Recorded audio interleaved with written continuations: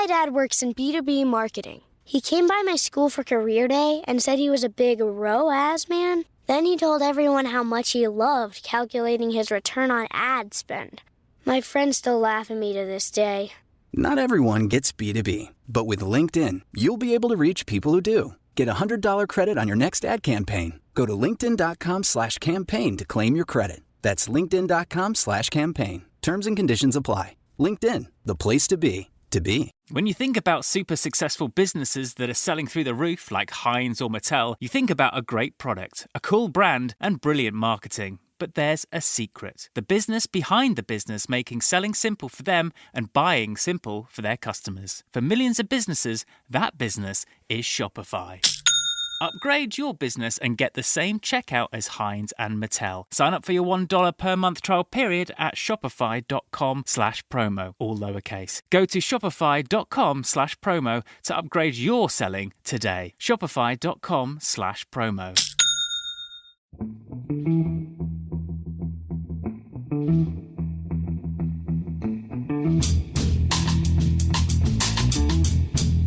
Hello and welcome to The Price of Football, the show that looks at the money behind the beautiful game with me, Kevin Day, and Liverpool University's Kieran Maguire. It's questions day, Kieran. And the first question is, you're not going to ask me anything about football, are you? Certainly not. No. It's Sunday afternoon. We were so bad yesterday, Kieran, that we were in the pub afterwards expecting the having to ask you how much it's going to cost us to sack the manager conversation. It's like, if you're playing two in midfield, why not play an 18-year-old who's never played before and the best centre-back we've got? It's a start. We got some cracking questions today, Kieran. Luckily, it was so bad I can't even sulk. You know, sometimes you lose a game,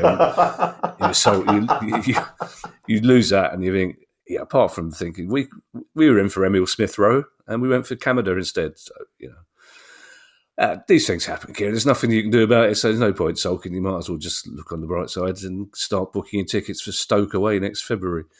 Ben Gardner has our first question, Kieran. Do you know what? I wish I hadn't agreed to do that gig for you in Brighton on Friday. It's going to be a nightmare.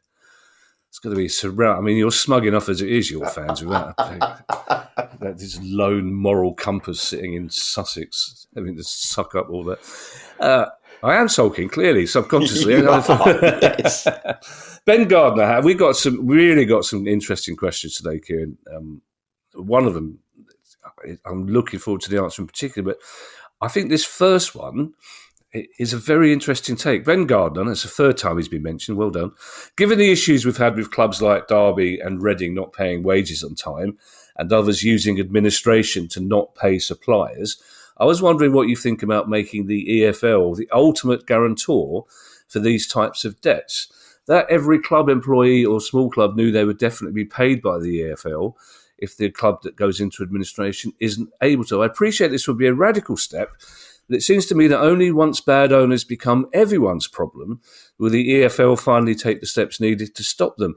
If the EFL as a whole had to pay the debts of failed clubs, I'm pretty sure we'd see new rules overnight that prevent clubs failing. I'm not sure if this is an overly optimistic question, Kieran, but it strikes me as having some merit in it. It's one of those things which I absolutely agree with in principle with Ben. As you know, I've broadly identified bad owners into two categories: idiots and arseholes. How do you get rid of arseholes? Yeah, because the first thing that they're going to do, and we're recording a show with Nick DeMarco later this week. It's actually very difficult to prove that somebody falls into that category. It's a bit like, if I had an owners and directors test, it would be as simple as this. One question: are you a wrong un? Yes or no? And the chances are they're not going to say yes. So you've got incumbents in football in present who I would not want anywhere near the game, but they have bought limited companies and therefore they are protected by the legislation of the land. If there was a proposal at the EFL to introduce these rules, first of all, there would be a pushback.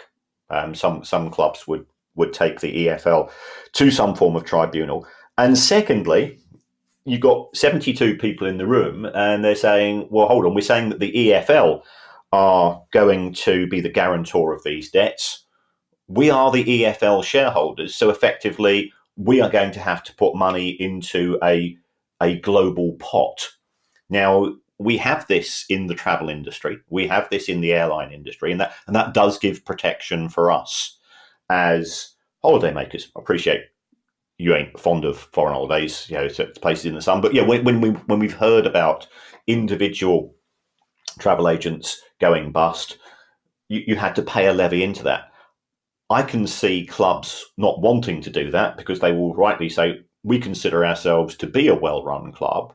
Why should we effectively have to put money into an insurance policy, which to a certain extent would encourage people to overspend, in the knowledge that if we overspend and the club goes bust, then everybody's going to get paid and our gamble doesn't work. And we either sail off into the sunset or we carry on as owners of the club. So what is the deterrent to stop people from overspending? What is the deterrent to stop owners from gaming the system? I'm not sure that this system would work. I think there's a much broader issue in terms of funding for clubs. Remember, we had Mark Ives on from the National League earlier this week and talking about the financial challenges they have because they have to inherit clubs from the EFL who might have bad finances, for example. And they're not allowed to reject a club if it's relegated partly due to the fact that it's got poor finances. So I think it's an interesting approach from Ben, but I don't think that his objective, and I think his objective that over a period of time you get rid of all of the idiots who are owning clubs. But I'd also have to say, there are also those people who have had a change of circumstance. So in terms of they might be running a business successfully, which was subsidising the football club, COVID comes along and that knocks that business for six. Or let's say that we're looking at, let's say if Chelsea were in the Championship, which would be a great thing as far as I was concerned. And then we had the invasion of Ukraine and the UK government freezes the assets. Again, Abramovich was a very generous benefactor to Chelsea. Well, would therefore the rest of the EFL have to find that £900,000 a week gap, which he was filling over the course of his 19 years? Who's going to pay for that? And even if you split that between 72 clubs, it's a hell of a lot of money. So I absolutely agree with the principle. I don't like the idea of HMRC being taken for a ride, and they have been taken for a ride on many an occasion. Also, I don't like the idea of suppliers coming out because, as we said on many an occasion, many suppliers happen to be fans of the football club, and therefore they will give more credit than they would do under normal circumstances for literally any other customer as far as they were concerned. And then all of a sudden, the club goes into admin. So, yes, I agree with it in principle, but in practice, I don't think it could work or would work. Wait till Steve Parish is back in the EFL, he'll sort something out.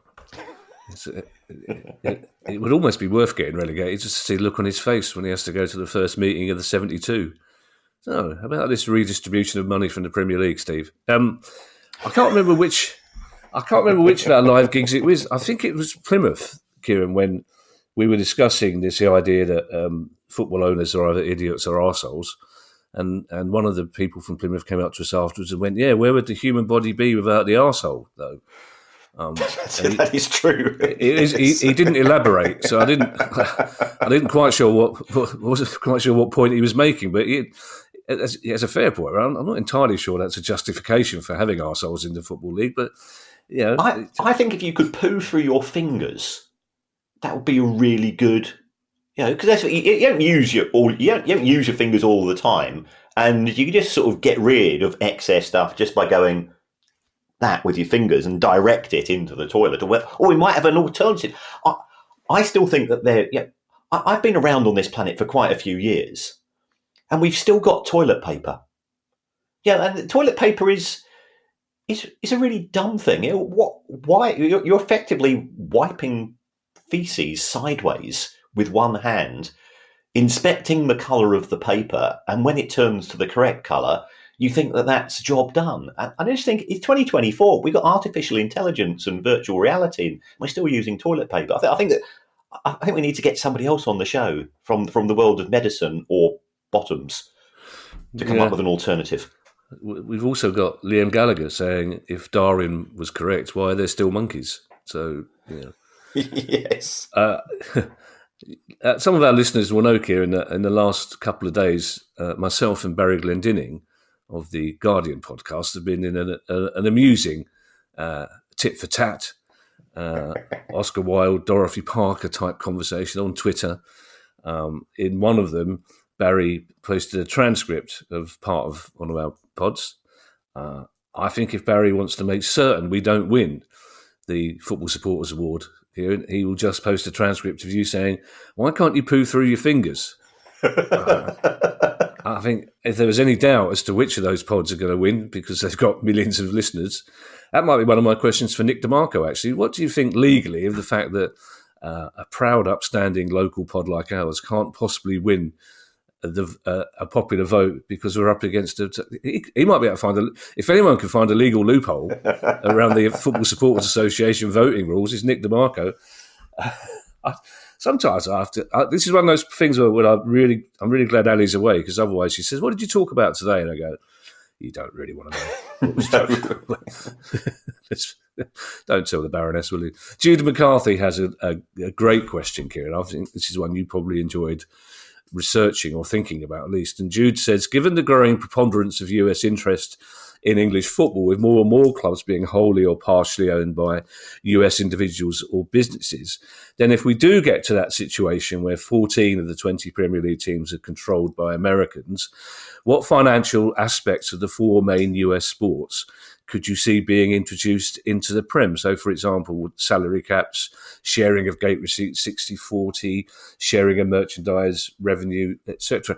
It plays into that existential nightmare that a lot of English football fans have at the moment, where this mythical American takeover happens, and that as soon as there are 14 Premier League teams owned by Americans, they will change the rules.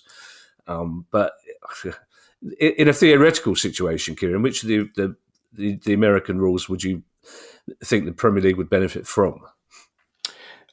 Funnily enough, when we had the fan-led review, I presented to that, and on the back of that, I was connected by somebody senior with a view to these exact rules. So I created a spreadsheet model. Ooh, okay. Which had the sharing of gate receipts 60-40. And it's not 60-40 between home team and away team. It's 60% is kept by the home team, 40% goes into a general pool, and that's distributed between all 20 clubs.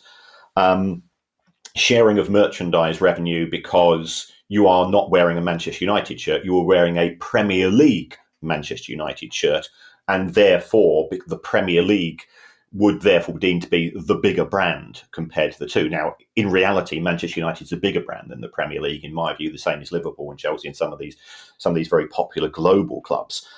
So I did crunch those numbers. The reason why it works in America is down to two things. First of all, you've got 20 owners, or the equivalent of 20 owners. All of the owners in the NBA or the NFL, they all want the same thing, which is to make lots of money. So they're all driven by that. If we contrast that with what we see in the Premier League and also the EFL and also the National League, is that there is a significant number of football clubs who are operating what we call a trophy asset basis, i.e. the objective of the owner is not financial, it is success on the pitch. Now, that can be beneficial. And the idea of local lad or local lass made good in terms of their own career. You and I, we've had this discussion. If we won the lottery, we won 100 million, 200 million pounds lottery, what would you want to do? I want to buy a share in my football club. So that's the problem that we have in football. So that's problem number one. You've got two cultures in the game. and they don't fit in terms of one another. Also, if I was the owners of Manchester United or Liverpool, I'd go, well, why share 60-40? Why share merchandise revenue? I've already got a head start on other clubs. Why make sacrifices? So I think going back to the US sports, they were created with this protocol, and that has been embedded as part of the culture. So that's the first issue I have. The second, and again, I'm not saying it's not a good idea, because I actually physically created the model and I put out the numbers. Manchester United and Liverpool and Chelsea and Spurs and Arsenal, the City, all of these clubs would still have the most revenue. But in the NFL, there is no alternative. So if you have a wage cap and the players don't like it, they can't go to Cuba, they can't go to Poland, they can't go to there's not the Saudi NFL Pro League as an alternative.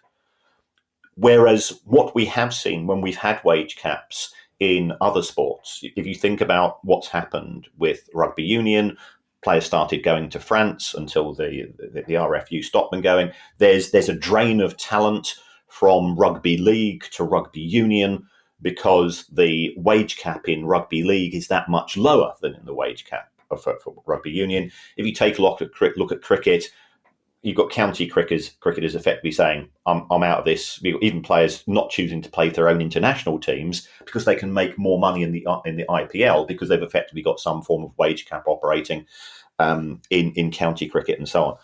So I don't think they will be introduced, with the exception of some attempt to have some form of salary cap. But one other thing to note, of course, is that in the NFL and in the NHL and all these US franchise sports, there's no relegation. So the idea of trying to avoid relegation by spending more money isn't an issue. And in fact, due to the draft system, and the draft system would be great for football, but it can't work because you're competing with Belgium, you're competing with Spain, you're competing with Italy and so on. So it would be absolutely great, but we've not got a college system in terms of developing talent. And therefore, you're not going to have that competitive balance that you get in US sports, partly due to all of these rules. See, my guess is, Kieran, if you won £100 million on the lottery, you'd spend £90 million of it funding research into toilet paper. For a start. Yes. Let's face it, Brighton doesn't need any help. On a serious note, the sort of club that is likely to benefit from these changes would be the clubs like Bournemouth, Brentford, who would come out of it over a season with more money than they are now, which seems to me that would make clubs in the Championship spend even more money that they haven't got in an attempt to get into the Premier League, because a club like West Brom, say, or Watford, would be getting even more money in the Premier League than they will be doing under normal circumstances. So it seems to be an incentive for them to put themselves into even more trouble to try and get into the promised land again in the Premier League. You're absolutely right. You've got it nailed. You should be answering the questions. I often think of it, every now and again, I think of using a nom de plume and throwing a question in just to see if you, and then I'll pull the mask from my face, Scooby-Doo style, and say, I asked that question. But you can answer any question. That's what we found in the live shows, Kieran. There's nothing that throws you.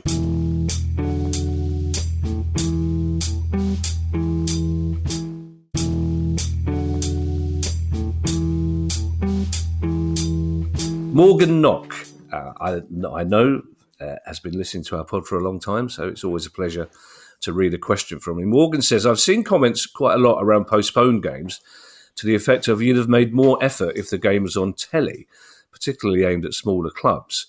If the referee calls a game off at short notice, long after all the TV infrastructure is in place and the club's undergone all the work involved for a live televised game, do they still get a fee as if it were televised, or perhaps a percentage?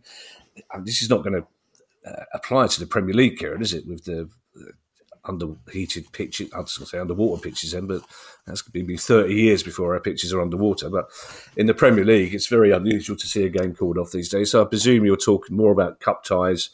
Although, having said that, there are so many lower league games on Sky now, so it will be happening.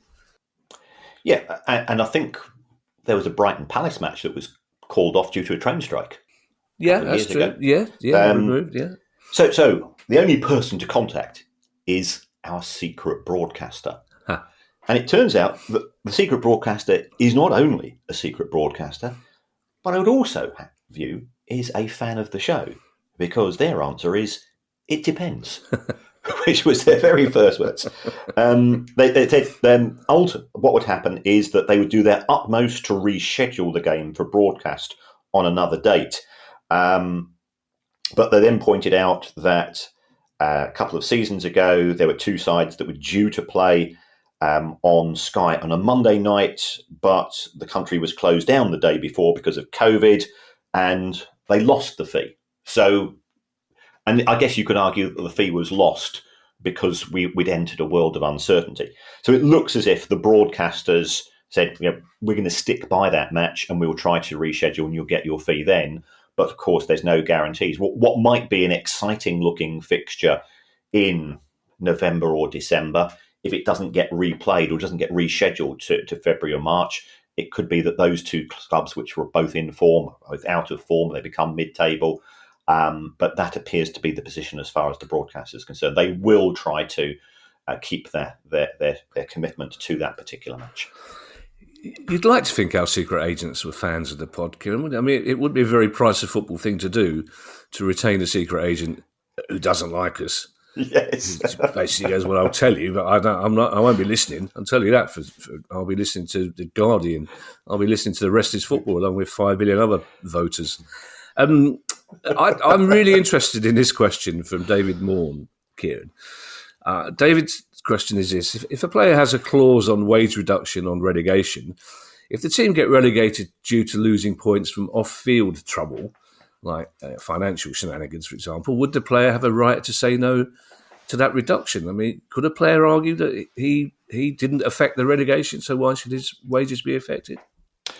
Well, looking at this, and again, perhaps we ought to re-ask this to Nick DeMarco when he comes on the show, because this is more of a legal issue. It would come down to small print, but I think what you could argue is that in the case of many contracts, there's what we see referred to as a bad faith clause.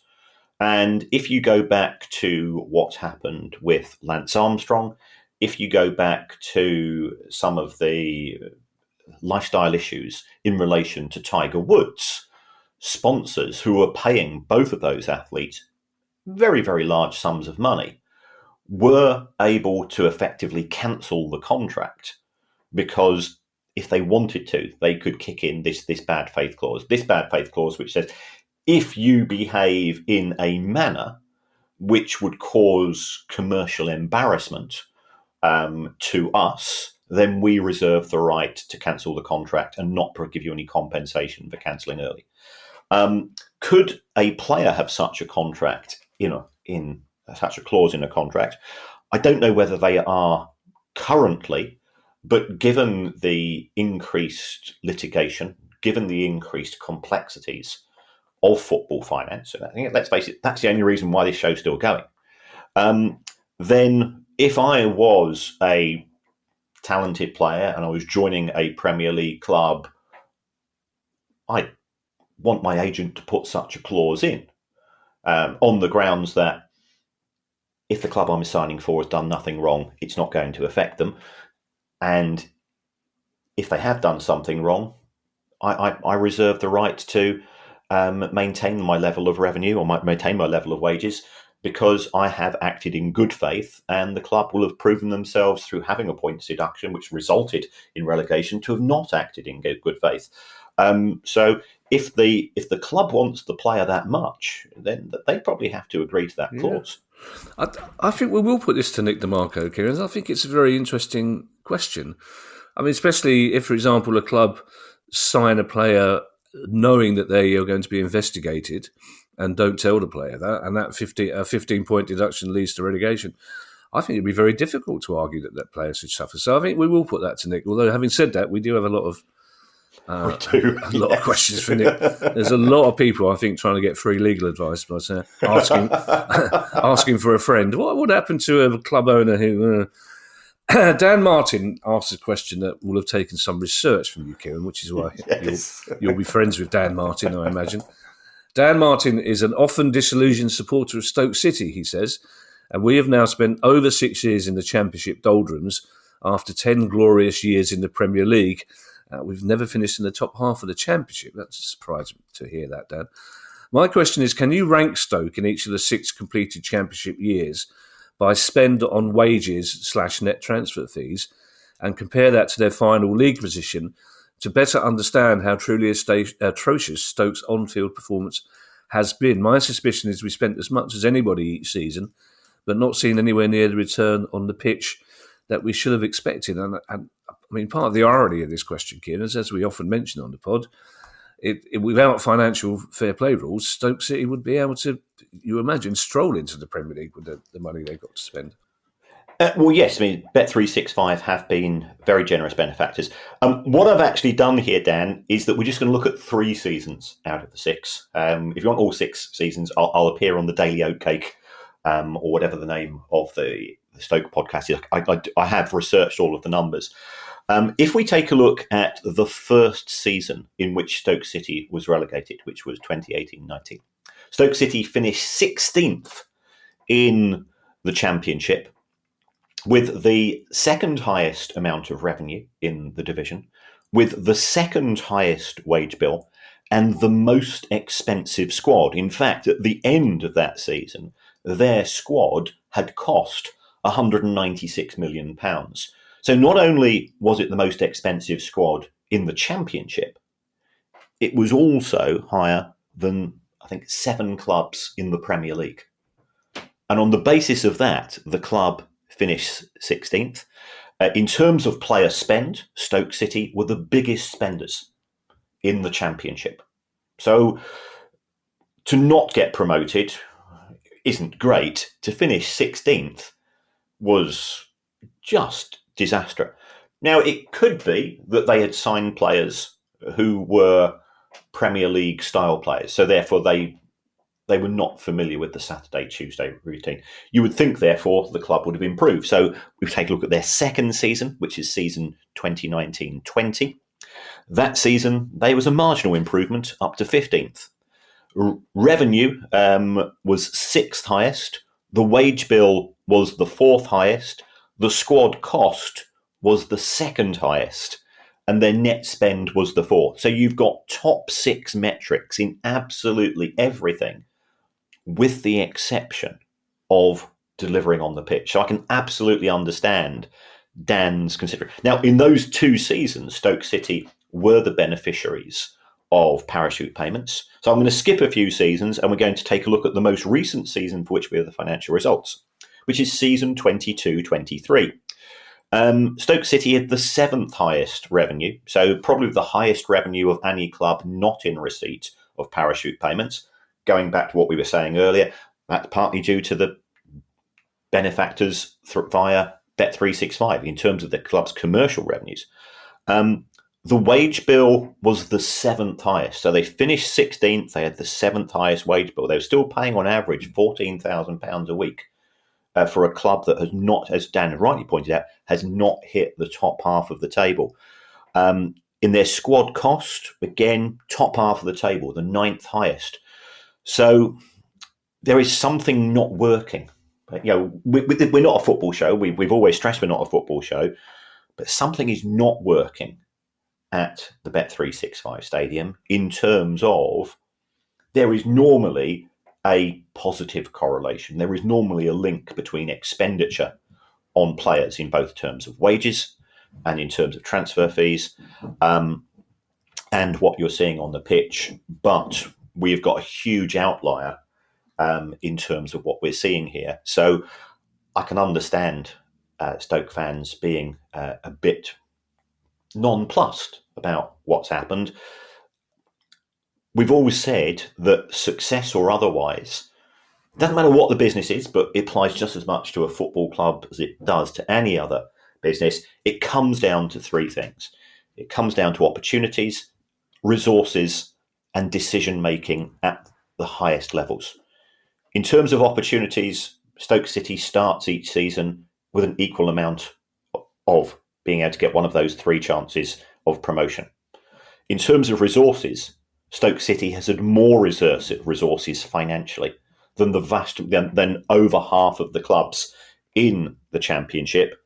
So therefore, the only conclusion that I could reach as an independent person, and I'm saying, I'm doing this, if I was approaching this as an academic, I say, you've got to look at the decision making. Now, I'm not saying that individuals, I'm not pointing any figures at individuals here. Somebody is getting it wrong at Stoke City. Yeah. It also illustrates what we've said quite a lot, that once the parachute money runs out, if you're not promoted back to the Premier League in the 2-3 seasons you get in parachute money, you're in big trouble. It becomes much, much harder, doesn't it? And also, Kieran, I have to say, it's a pretty shameless way of getting yourself invited onto a Stoke City podcast. So, well, I'll do 3 out of the 6, you tease. You're not getting a whole lot without getting me on, paying me £5 expenses. Andy Cook has his next question, and I'm intrigued by this, Kieran. Andy Cook says, what legal and regulatory controls are in place to stop companies generally and football clubs specifically from going in and out of administration to fraudulently wipe out their debts? Now, in terms of football clubs, if this was 20 years ago, I'd say there are no controls because clubs were using administration to fraudulently wipe out the debts. But now it seems to me those days are over, aren't they not? I think we have to be very careful about the use of the word fraudulently. Yeah, of course. There is legislation under the Companies Act, and if a club goes into administration, then a director conduct report has to be completed by the administrator. That's effectively the basis upon which the authorities will then consider whether or not to have a misconduct charge against an individual director. Also, it could result in accusations of wrongful or fraudulent trading against the company, and the board of directors potentially could be deemed to be liable there. If we take a look at people connected to football, I can give you the position of Peter Ridsdale. Peter Ridsdale ran a company called WH Sports Group Limited, and WH Sports Group went bust. It looks like a director's conduct report was submitted, and on the basis of that, Peter Ridsdale was given a ban from being a director for 7.5 years. That is a pretty steep ban. So people say, well, why is that? It was that monies that were due to be paid into the company bank account were paid into his personal bank account. Now, we could be, of course, in a sort of a Father Ted situation here, and the money was merely resting in his account, for all we know. But it didn't look particularly good. It didn't stop Peter Ridsdale from working in football. Peter Ridsdale is held in high esteem by many club owners. So what they did was they would bring him in as an advisor, as a consultant, potentially could sit on the board, but not as a director. So there are ways of circumventing the rules. So we can see this, but the legislation was sort of introduced to reduce the frequency or reduce the opportunity for what we sometimes refer to as a pre-pack insolvency arrangement. Now, a pre-pack is where a company goes into administration for approximately 5 minutes, and the administrators have already agreed with another party to sell all of the assets, but none of the liabilities to a new party. Sometimes that new party can be the same as the existing owners. So that does cause eyebrows to be raised. The insolvency industry itself does have a code of conduct to try to ensure that rogue insolvency practitioners don't get involved in this type of thing, and that affects all professional bodies. There are rogue lawyers, there are rogue accountants, there are rogue insolvency practitioners as well. What are the football authorities doing in terms of this? Well, I think you've got to give, again, the Premier League, EFL, National League, some credit here, is that you rightly said 20 years ago, if you look at the frequency of clubs going into administration, it was happening, 2 or 3 clubs a year. Yeah. Always at the same time as well, wouldn't it? Always at the same time, yes. So there was a reflection that this is gaming the system, especially when pre-packs were involved. And on the basis of that, we have seen the introduction of points deductions, which can shift from season to season, in effect. So it's to prevent a club which knowingly, towards the end of the season, let's say that there's a 15-point deduction. If I'm 18 points above relegation, guarantee you can't go down, put the club into administration, take the hit. If I finish 18th instead of 14th, nobody actually particularly cares. So rules have been introduced to try to address that as a particular issue, along with the legislation. It's not foolproof, though, and also from the insolvency practitioner's point of view, it's a pain in the backside to gather together sufficient evidence to say unequivocally, we believe that there is a genuine case against his owner. The easiest thing to do is say, he's not done brilliantly or she's not done brilliantly, but I'm not going to waste hours because it's costing us money in effect to investigate further.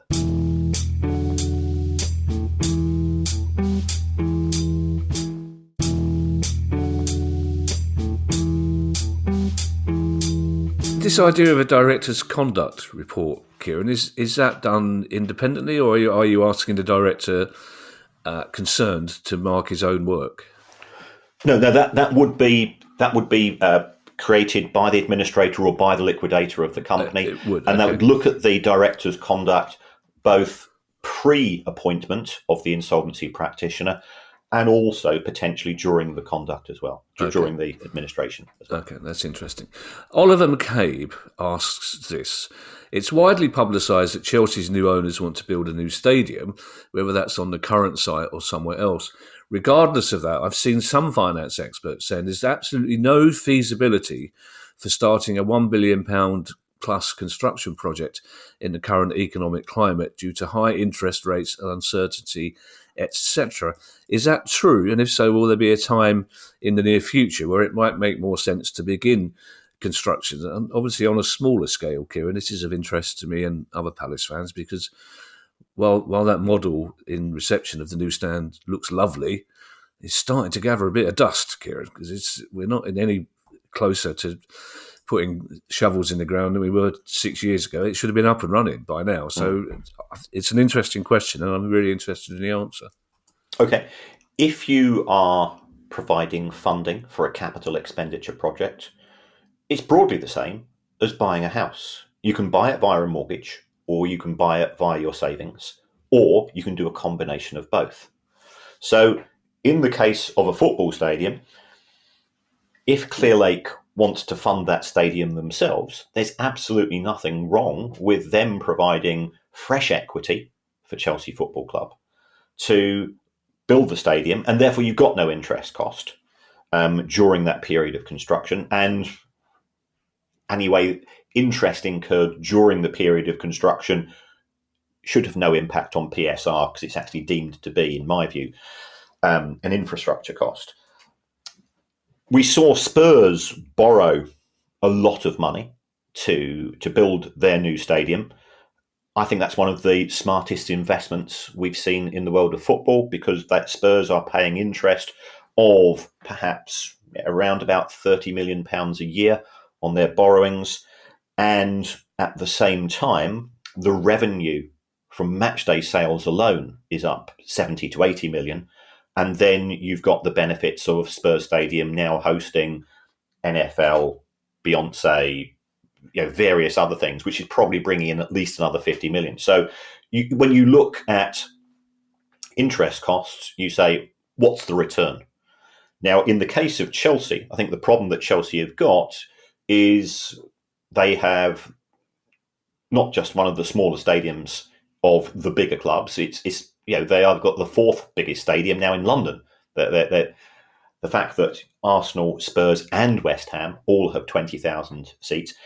Chelsea make up that to a certain extent because it costs more to watch Chelsea than any other club in terms of matchday revenue per fan. But even so, they are at a disadvantage. So In the case of building the stadium, interest rates have peaked. We've started to see a decline in interest rates. Clearly, I think we're entering a period of economic uncertainty globally until the Trump administration determines what its objectives are and what are the consequences for that in terms of the borrowing markets. But I don't see that as being a negative issue necessarily. I don't see interest rates going up just because we've got a new US president with a different economic take to the existing one. So interest rates have probably peaked. You can get long-term loans still at relatively competitive rates. So I don't see the interest cost as being a negative. I think the bigger issues for Chelsea is trying to identify whether it is going to be an expanded Stamford Bridge or new stadium. And given that land prices are very, very high, finding an alternative site, given that they effectively lost out on Battersea Park a few years ago, is going to be difficult. There's talk about Earl's Court. And as we said on more than one occasion on the show, if they try to expand Stamford Bridge, you've got the richest neighbours in the country, and you've got the richest neighbours in the country who also have contacts within the legal profession in terms of noise pollution, light pollution, and all of these things which might impact upon the price of my residence in that swanky area of London itself. So I think it would be a very expensive project. And what would Chelsea do in the interim period if they're going to rebuild Stamford Bridge? How much did you say Spurs are paying a month, Kieran, sorry, on interest? It's around about 30 to 35 million a year. In terms of interest. And I reckon they're probably getting 3 to 4 times of that money back in terms of the additional revenues from the new stadium, in terms of both commercial and matchday. Is there somebody at Tottenham whose job it is once a month or once a year to go onto the app and check that money's gone out of their account? I'd imagine there's one person that's on the app 24 hours a day, right, and I think his first name's Daniel. Right, okay. He's very much a hands-on owner. Right, so Daniel's not getting the 6 o'clock message from the bank saying pay money into this account by 2 o'clock. He's all right with that, is he?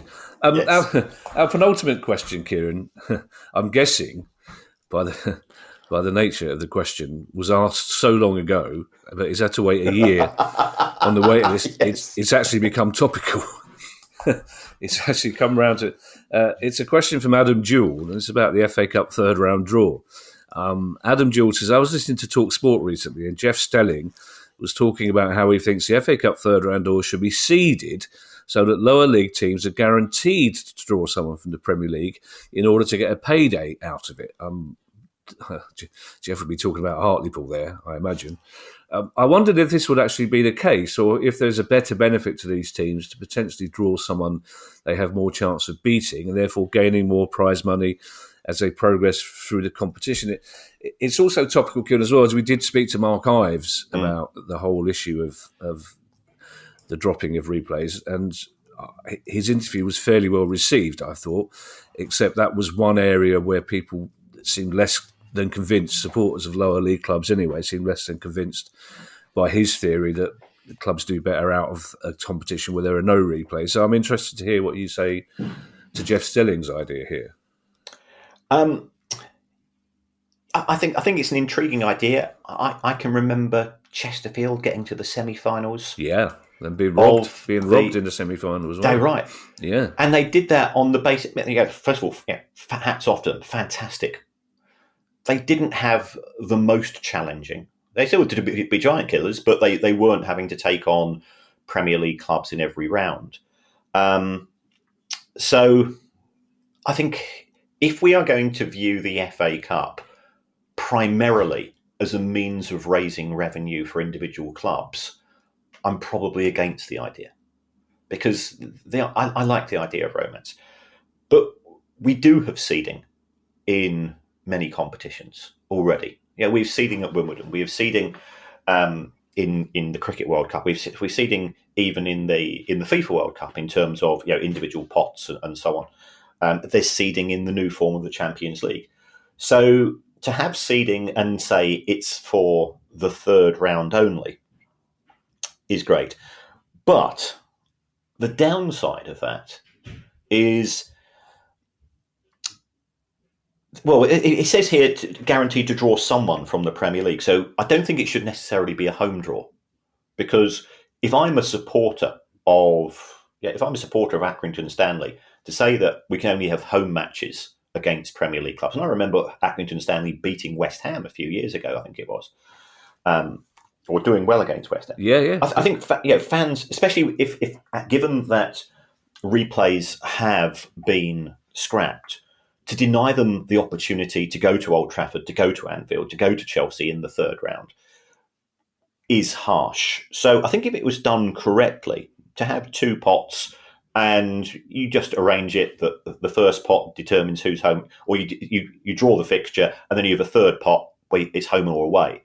I think that would have some benefits. If we take a look at the FA Cup in recent years, the bigger clubs, for want of a better phrase, tend to do very well in it anyway, so they're going to get there. It would give fans of smaller clubs, and we are football romantics, I think, all at heart, they would still get the opportunity. It's not going to work for everybody, because somebody's going to go, oh God, we got Bournemouth. Yeah, that's not and that's not a criticism of Bournemouth, because and it's the same if somebody drew Brighton or Palace. Let's be honest. If I was, if I was Cheltenham and I got, we got Brighton away. Well, thanks. It wouldn't be as exciting, but there are a limited number of glamour clubs, for want of a better phrase, and it still would be financially lucrative for them. Oddly enough, I've jotted down Bournemouth as my own example here. If you're a club like Bristol Rovers, for example, getting to the third round of the FA Cup, which doesn't happen every year, I think they would rather have Bristol City in the third round than Bournemouth or Palace away, to be perfectly honest. And also in the third round, the chances are you're going to have, well, you'll have more lower league teams than Premier League teams anyway.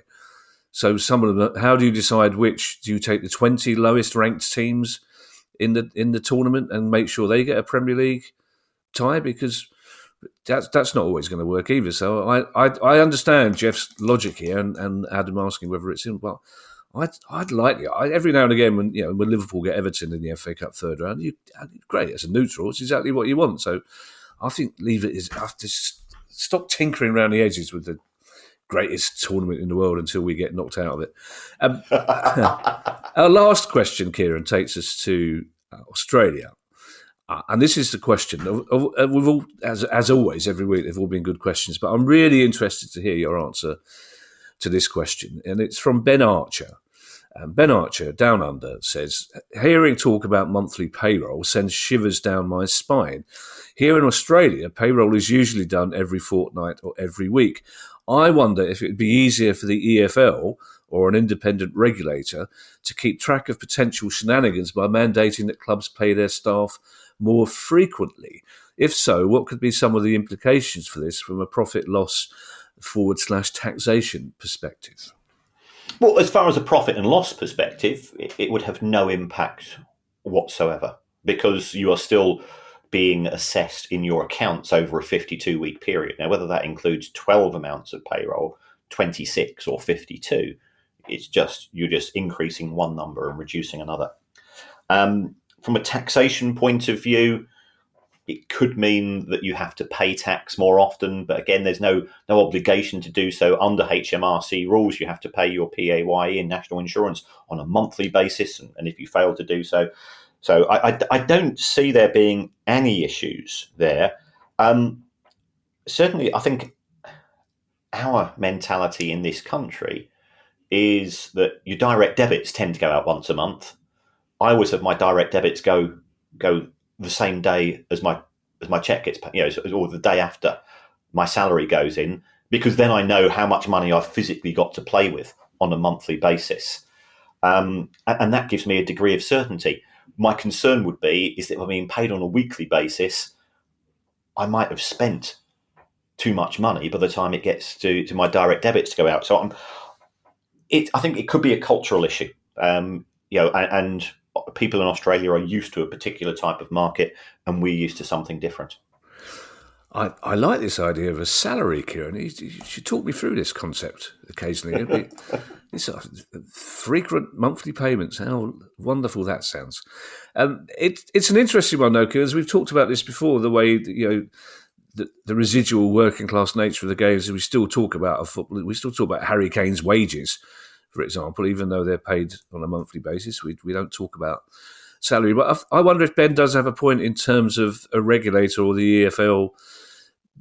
If payments have to be paid more regularly, then that gives the EFL more opportunity to keep an eye on dodgy clubs, or does that just mean players get paid less frequently in a sense, and monthly's perfectly fine? I think, to be fair to both the EFL, the Premier League, the National League, and the regulator, they have good relations with HMRC, which I think is always a very good red flag in terms of a company in any industry having financial challenges. So I'm not sure of the benefits, and also from the club's point of view, if you are paying players weekly, and let's say that you've got 2 or 3 weeks where you've got away matches. For example, Manchester City might have 4 away matches on the trot, and therefore there's a gap in terms of when they play a home game. You've got money having to go out every week, and you've got a home match, which sometimes might be 2 in consecutive weeks. Sometimes you might have a gap of 2 or 3 weeks. That can cause problems. Not for Man City, surely, Kieran. Well, probably not for Manchester City. For Rochdale, maybe, but not Man City. Yeah. Again, they're not getting the 6 o'clock in the morning text, are they? Going, pay insufficient funds, or the players don't get paid. Thank you to everyone who's donated to the pod via our Patreon page. If you'd like to make a small monthly contribution to the pod as well, that'd be very kind of you. It will get you access to our chat community and our regular quizzes, and you can do that by going to patreon.com/priceoffootball. But don't forget, we are hoping, and we definitely will do this by the end of the year, to make that very important announcement about all the ways that we're trying to add some bells and whistles to your listening experience. I think you'll be very excited when you hear them. If you have a question you'd like answered on the show, email us at questions@priceoffootball.com.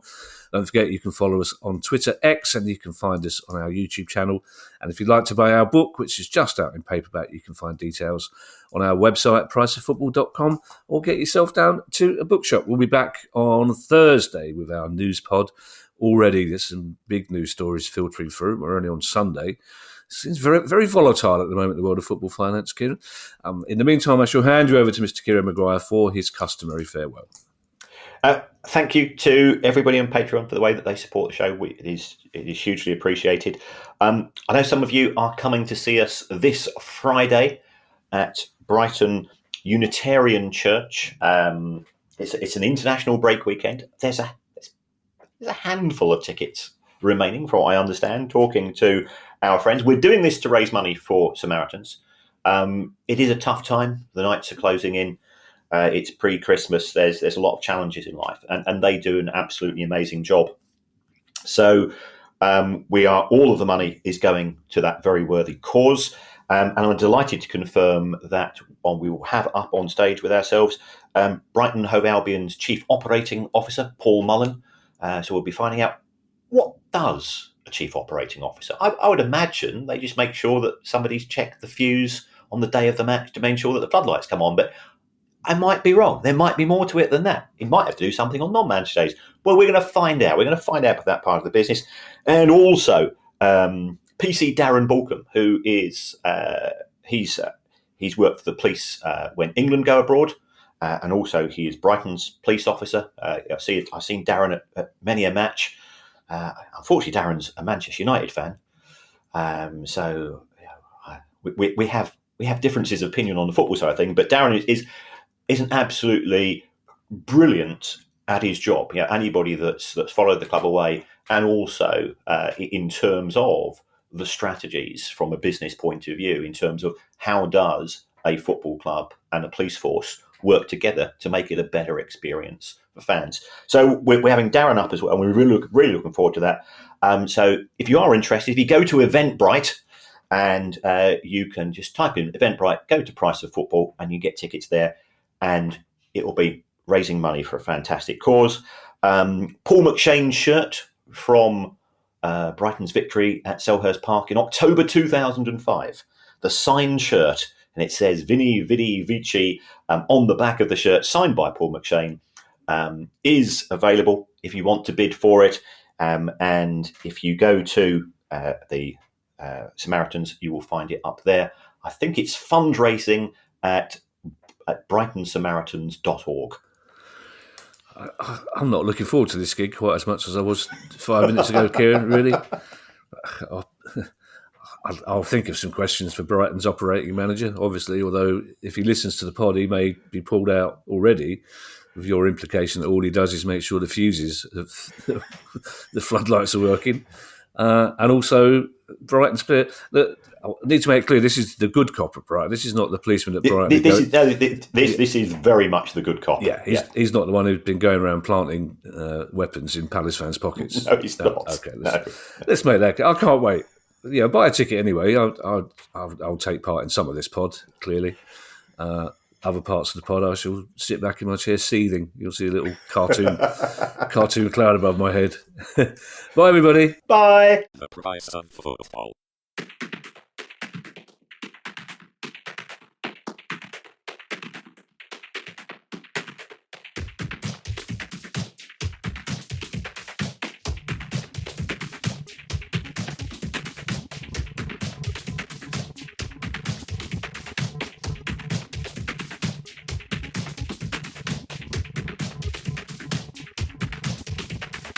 The price of football.